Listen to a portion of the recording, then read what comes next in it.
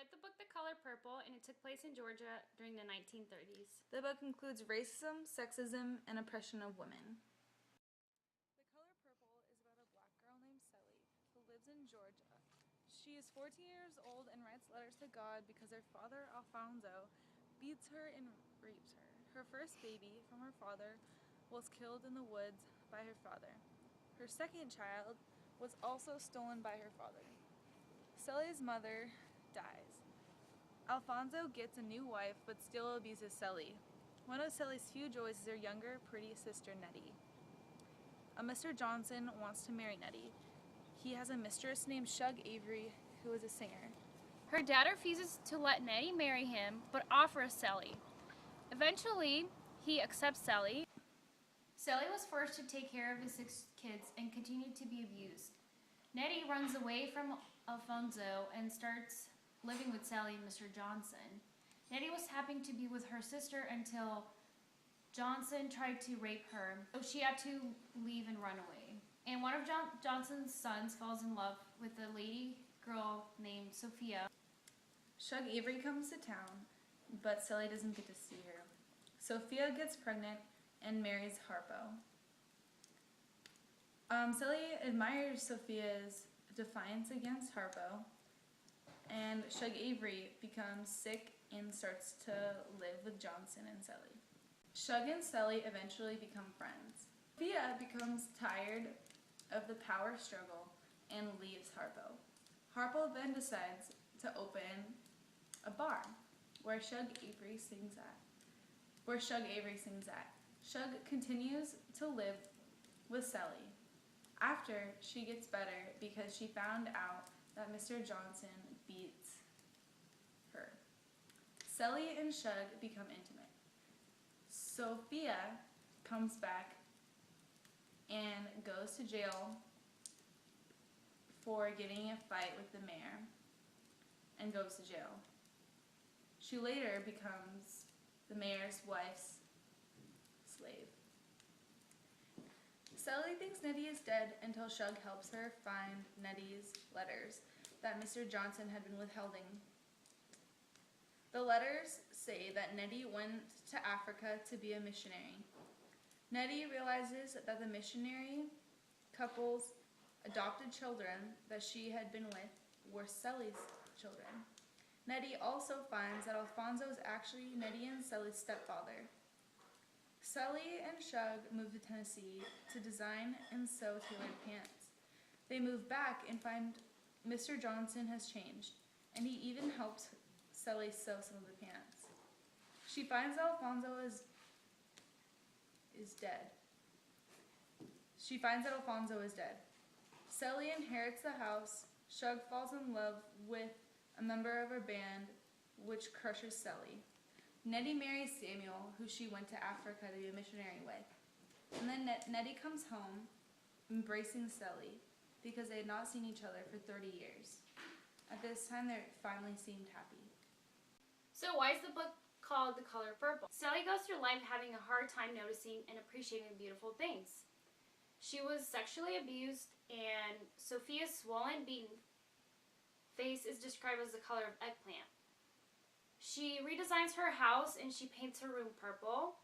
And Sally also wanted to buy a purple dress, but the store didn't have that color, so the purple represents the unattainable. Shug also mentions the color purple. She says, "I think it pisses God off when you walk by the color purple in the fields and you don't notice it." Shug Avery was helping Sally to see the beauty in life because she was having trouble seeing it. So why is it a classic? A classic book is a book showing conflicts and traditional views of the time. The novel's main points were racism and sexism. The racism taking place was both between white on black and black on black. Sophia, known as Harpo's wife, was very independent, and one time she refused to become the mayor's maid and she slapped her. This resulted in Sophia's being brutally beaten. Mr. Johnson doesn't want Harpo to marry Sophia because she's of a lower class. This demonstrates the separation between the African American race. The color purple is actually very relevant to today because today is Martin Luther King Jr. Day. And the book showed a lot of slavery and racism. The book is also relevant today because of the big role of woman abuse, which is still occurring around the world today. The book is also relevant to today because of the presence of women's rights. Shug Avery is a character that sticks to herself, and many characters in the book that are women don't really have rights. But Shug, in this quote, it says, Shug act more manly than most men. He say, you know, Shug will fight. He say, just like Sophia. She bound to live her life and be herself no matter what. Good, Gigi! The book holds important quotes. People say, I love you, Squeak. He kneeled down and tried to put his arms around her waist. She stand up. My name, Mary. So this quote means that during the time, women were oppressed, and after she was raped, she finally was able to stick up for herself and ask her husband to use her real name. This shows that she took back some of the control her husband had over her.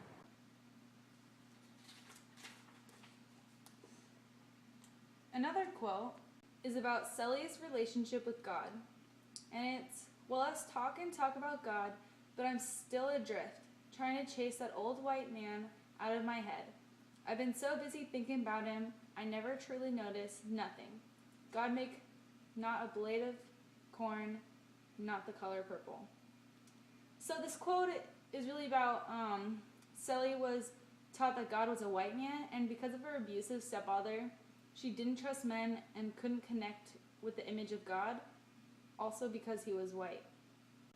Shug was showing her a new way to imagine God so she could connect to him and not reject him, and also that not all men are abusive.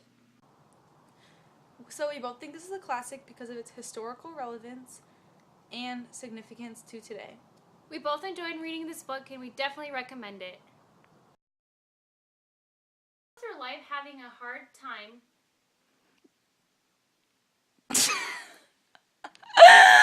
Dude, come on! Junior day.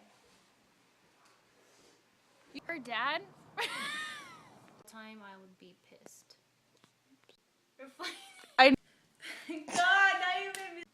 The racism takes place is both between white on white. No. I don't know how I'm gonna do this. Dude, you can do it. Stop laughing.